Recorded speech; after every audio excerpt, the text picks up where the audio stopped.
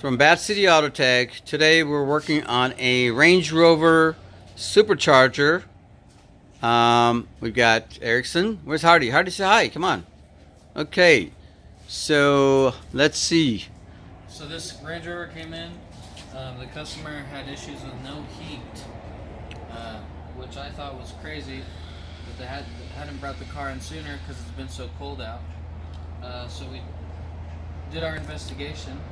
At first we thought it was a blend door actuator in the air conditioning system, which differentiates heat and cold air from being blown out into the cabin.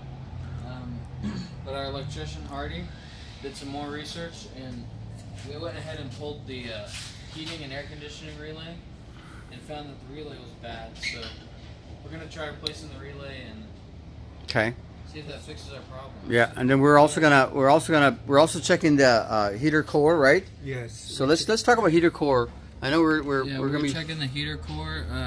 Most of the time, when you have no heat, you want to check everything that has to do with the heating element of AC. So we always try to pinpoint and narrow down as much as possible and find the problem as quickly as possible as well.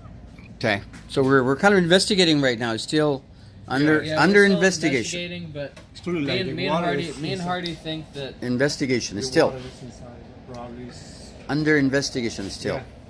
Yeah. So we are just investigating step by step. That's kind of where we are. So it's true, like it's water is going inside. Yeah. Water's the whole fuse.